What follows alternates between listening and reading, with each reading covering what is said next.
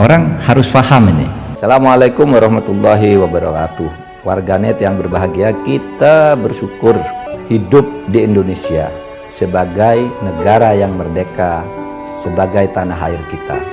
Mari cintai tanah air kita ini agar kita bisa melaksanakan perintah Allah dengan sebaik-baiknya. Nah, saya selidiki sebagai ilmuwan politik, itu saya menghubungi orang-orang itu. Begini, jawaban mereka itu yang melakukan kudeta pertama itu adalah Pak SBY terhadap orang Demokrat, menjadikan anaknya menjadi ketua partai. Nah, ini ada persoalan di sini. Pertama, caranya itu menurut orang-orang yang bikin KLB itu, orang Demokrat, caranya adalah dibikin satu cara sehingga tidak terjadi kontroversi. Lalu putranya Pak SBY jadi ketua partai. Awalnya Pak SBY sendiri kalau nggak salah. Iya, memang beliau sendiri. Kalau kita tahu sejarahnya, ini kan tidak istimewa. Anak ketua partai, pendiri partai kalau mau disebut begitu. Meskipun itu soal lagi. Sebab banyak orang Demokrat mengatakan, Pak SBY itu tidak pendiri partai. Partai sudah berdiri baru dia datang. Begitu ya. Yaitu biarkanlah mereka debat. Tapi yang menarik, mereka juga bilang, berkali-kali Pak SBY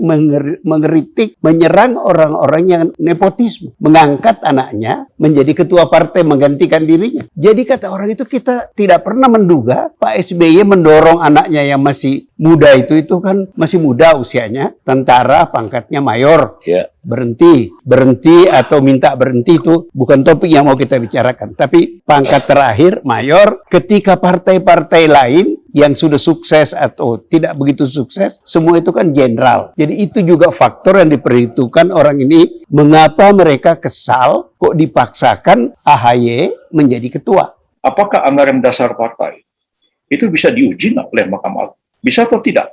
Nah, ini perdebatan ya yang masuk lebih dalam daripada sekedar membaca teks undang-undang. Ya.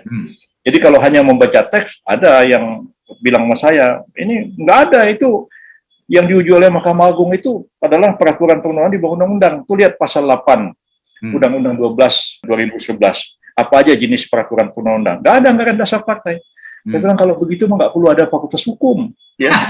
Ada S1, S2, S3, kayak balik aja zaman dulu SHD, Sekolah Hakim dan Jaksa, itu dipokol, ya. Ada undang-undang dibaca diterapkan pada pesakitan di pengadilan.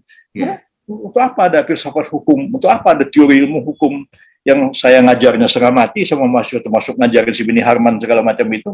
Ya, jadi kok berpikir kok tiba-tiba jadi apa jumud seperti itu ya.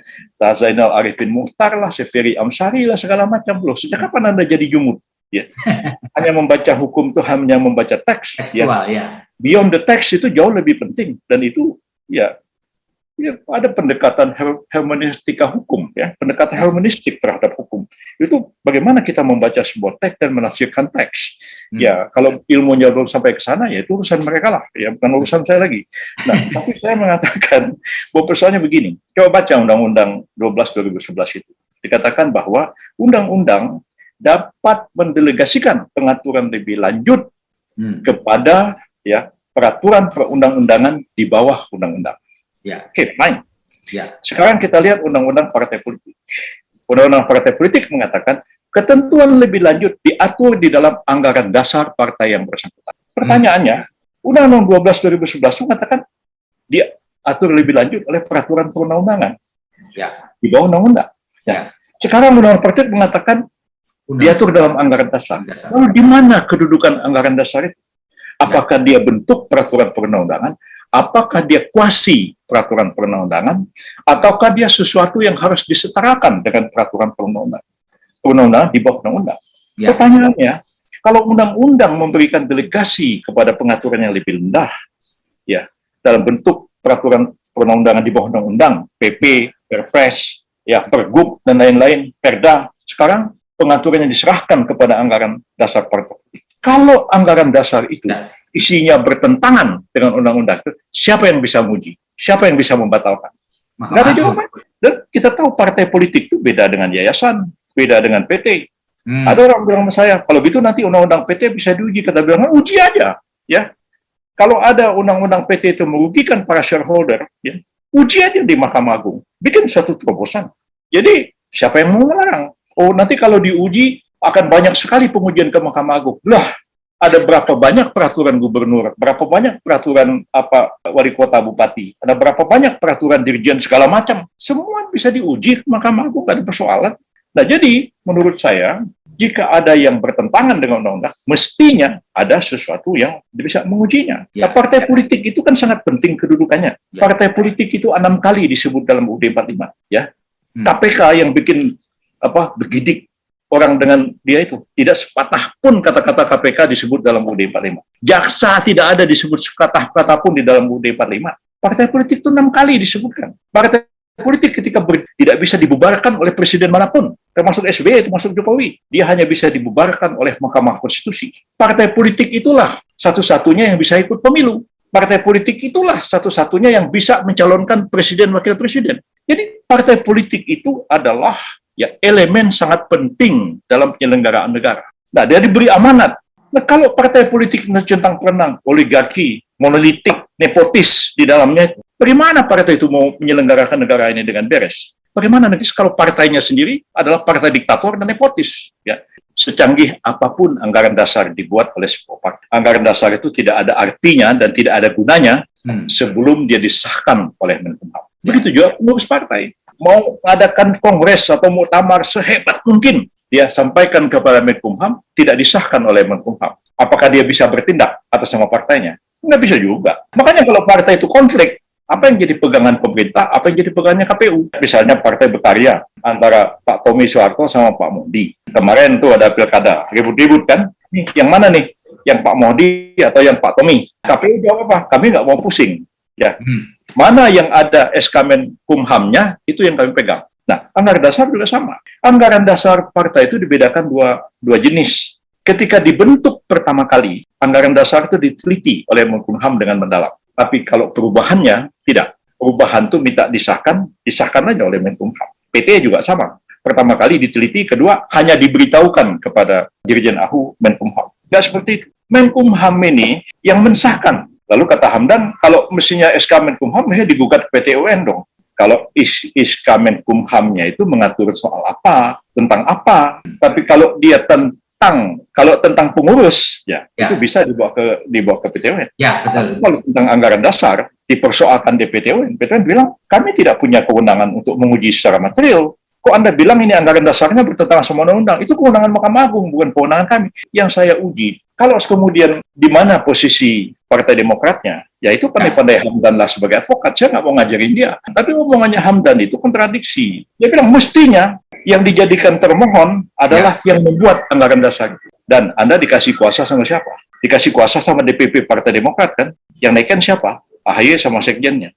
Emang anggaran dasar Partai Demokrat dibikin sama AHY sama sekjennya? Kalau begitu Anda mengaku apa yang kami persoalkan, bahwa ternyata ya menurut pengakuan Anda sendiri, AD Partai Demokrat itu justru dibuat oleh DPP Partai Demokrat.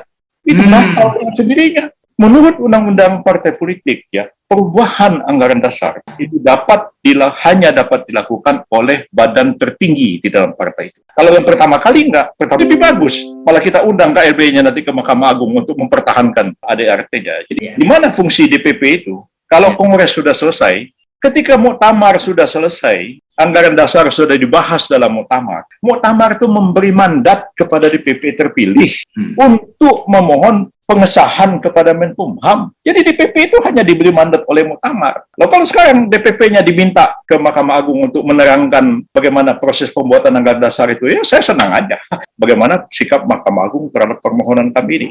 Karena ini memerlukan dua hal. Pertama, keberanian Mahkamah Agung untuk melakukan sebuah terobosan. Dan terobosan kan sudah banyak. Kalau yang tadi itu bilang, oh ini tidak ada dalam undang-undang. Loh, Budi Gunawan itu menguji PK. Ini bukan uji malah, mengajukan PK. Mengajukan pra-peradilan, bukan PK. Terhadap penetapan tersangka. Baca di KUHP. Apa aja yang boleh diajukan pra-peradilan? Salah tangkap, kan? Salah geledah, dan segala macam begitu. Ya, salah sita. Loh, sekarang orang ditetapkan sebagai tersangka, tapi apa? Putusannya itu kemudian menjadi jurisprudensi, dan ada putusan MK belakangan membenarkan itu. Jadi hanya ada satu terobosan. Partai politik, karena dua yang harus dirujuk di situ dalam penyelesaian partai politik, pendaftaran kepengurusan partai politik, perubahan anggaran dasar, harus merujuk undang-undang partai politik, undang-undang nomor 2 tahun 2008 dan Undang-Undang Nomor 2 tahun 2011 yang merujuk juga anggaran dasar, anggaran rumah tangga partai politik tersebut. Saya katakan, kami akan konsisten, kami akan ini, tetapi jangan dong belum, bahkan belum ada KLB, sudah ribut, menuding-nuding kita. Sebetulnya kalau dari segi gondoknya, sebetulnya kita, Lebih tapi gondok ke kubu AHY. Pastilah itu. Tudingan-tudingan yang tidak beralasan dan lain-lain. Tapi udahlah, kita mau tunjukkan bahwa kita ini netral dalam soal ini. Makanya dalam pengumuman kemarin juga saya sampaikan, setelah mengumumkan itu, saya sangat menyesalkan, pemerintah sangat menyesalkan tudingan-tudingan yang menyesatkan dari kubu AHY yang mengatakan intervensi pemerintah. Kadang-kadang tudingan itu seperti tidak orang dewasa dalam menangani partai politik gitu ya. Saya katakan, kalau ada masalah internal partai politik, selesaikan secara internal partai politik, konsolidasi partai politiknya, konsolidasi DPC dan DPD-nya, kan begitu. Bukan lari kemana-mana, tuding sana, tuding sini gitu kan. Barangkali juga Pak Muldoko itu bikin blingsatan, akhirnya keluar dari kandang dia apa, mungkin saya saja karena dituduh-tuduh begitu ya. Saya tahu ada Pak Luhut juga pernah didatangi resmi oleh beberapa pengurus Demokrat. Kalau sama saya tidak ada yang pernah datang sama saya. Baik kubu yang protes KLB ini maupun Pak Muldoko sendiri misalnya. Jadi makanya, namun demikian saya katakan, kita akan menegakkan aturan. Kalau sesuai dengan ADRT kita jalankan, kalau tidak sesuai kita tolak. As simple as that. Gitu. Jadi ini tidak sesuai dengan ADRT. Iya, tidak sesuai dengan ADRT. Artinya banyak persyaratan yang kurang. Kami berikan kesempatan. Jadi tanggal 5 Maret diadakan kongres luar biasa di Sibolangit di Deli Serdang. Kemudian tanggal 16 Maret dikirimkan kepada kita surat permohonan pengesahan. Kita periksa. Saya sudah katakan kepada dirjen itu supaya ini cepat. Karena mengapa kita mau cepat? Supaya jangan ada tuduhan-tuduhan yang tidak beralasan. Kecurigaan. Sampai ada konsinyir untuk mempelajari semua berkas-berkas yang diajukan pihak KLB, kita buat konsinyir. Di konsinyir itu anggota melihat, membahas semua dokumen-dokumen yang ada. Kita temukan kekurangan yang harus dilengkapi, misalnya mandat, jumlah DPD-nya, kan menurut anggaran dasar anggaran rumah tangganya itu 2/3 DPD, jadi ada 33 DPD. Kemudian DPC harus ada setengah, sekitar 274 setengah DPC, itu yang harus hadir. Di samping majelis tinggi, tapi urusan majelis tinggi ini kan masih debatable itu, walaupun dalam anggaran dasar anggaran rumah tangganya, karena kewenangannya sangat berkuasa penuh.